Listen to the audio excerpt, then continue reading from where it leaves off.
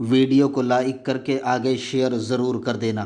سلطان صلاح الدین ایوبی اپنے بیٹے کے ساتھ کھیل رہے تھے ایک گارڈن کے اندر، باغ میں، چھوٹا بیٹا تھا۔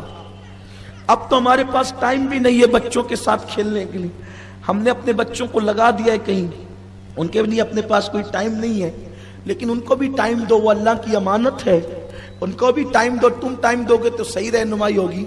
ایسے میں ایک جو ہے وہ سپاہی آیا اور آنے کے بعد کہا صلاح الدین سے، سلطان انگریزوں کا آفیسر آپ سے کوئی بات کرنا چاہتا ہے، وہ ملنا چاہتا ہے، ان کا ایک وفد آیا ہے، ڈیلیگیشن ان کا آیا ہے، ایک وفد آیا ہے، وہ آپ سے ملنا چاہتا ہے۔ سلطان نے فرمایا کہ بلاؤ۔ جیسے وہ اندر آئے، سلطان کا چھوٹا سا بچہ ان کو دیکھ کر کے ڈر کے چھپ گیا، اور جب ڈر کے چھپا تو انگریز آفیسر جس کی ہیبت صلاح الدین کے حوالے سے بہت دلوں پر تھی، بلکہ یہاں تک کہا جاتا ہے کہ جب انگریزوں کے بچے نہیں سوتے تھے تو یہ کہا جاتا تھا انگلستان میں کہ بیٹا سو جاؤ ورنہ صلاح الدین آ جائے گا۔ یہ ہیبت تھی مسلمانوں کی، اللہ اکبر۔ تو یہ ہیبت تھی، تو آفیسر نے آگے بات کرنے کی بجائے کہا وہ بچہ جو بھاگ کر گیا جس کے ساتھ آپ کھیل رہے تھے وہ چھپ کیوں گیا، کیوں وہ چھپا؟ تو کہا کہ وہ ہے کون، پہلے یہ تو بتائے۔ تو کہا میرا بیٹا ہے، چھوٹا بیٹا، چھوٹا سا بچہ تھا، میرا چھوٹا بیٹا ہے۔ وہ کہا اتنے بہادر باپ کا اتنا بزدل بیٹا، اتنے بہادر باپ کا اتنا بزدل بیٹا۔ چونکہ وہ تو تھا انگریز، اس نے تو بات ہی کرنی تھی۔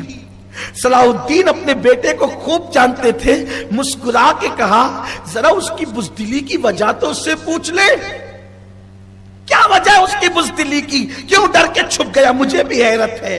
اس بچے کو لایا گیا، کہا بیٹے تم کیوں ان کو دیکھ کر چھپ گئے؟ تو اس بچے نے کہا ان سے مجھے ڈر لگا کہ ہمارے یہاں کے مرد سارے داڑھی والے ہوتے ہیں، یہ بغیر داڑھی کی کون سی مخلوق آ گئی، تو میں ان کی بغیر داڑھی سے ڈر گیا۔ حیرت ہے تمہارے بچے پہلے بغیر داڑھی والوں سے ڈرتے تھے اور اب تمہارے بچے داڑھی والوں سے ڈرتے ہیں۔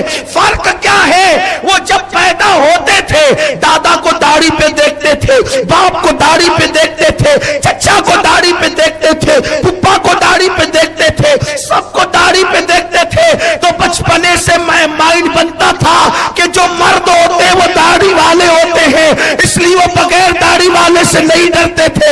اب چچا بغیر داڑھی کا، باپ بغیر داڑھی کا، بھائی اور جو وہ گھر کا خاندان کے سارے مرد بغیر داڑھی کے، ہوگا کیا؟ اب وہ داڑھی والوں کو دیکھ کر اجنبی سمجھتے ہیں، بگاڑ ہم نے پیدا۔ مولوی کو کیا، اس وہ بیچارہ کیا اصلاح کرے گا؟ آپ کی اصلاح نے آپ نے کرنا ہے۔ یہ تو چیختے چیختے رہیں گے، بولتے بولتے رہیں گے، بولتے بولتے آواز بٹھا لیں گے، کبھی مر جائیں گے، لیکن آپ اگر نہیں تبدیل ہوں گے تو کیا ہوگا؟ لیکن اب بات دور نکل گئی، جو اصل عنوان تھا تمہید میں پورا وقت چلا گیا کہ انسان اگر گناہ کو گناہ سمجھے، پہلی بات تو یہ کہ ہم پرچار کریں کہ یہ گناہ ہے، داڑھی مڈانا گناہ ہے، شراب پینا گناہ ہے، عورتوں پہ بد نظری کرنا گناہ ہے، اسلامی تہذیب کے خلاف کام کرنا گناہ ہے۔ جب لوگوں کو پتہ چلے گا کہ یہ گناہ ہے تو لوگ اس کو کرنے میں ڈریں گے، یا کم سے کم احساس ہوگا کہ وہ گناہ کرنا نہیں چاہے گا، وہ گناہ نہیں کرنا چاہے گا۔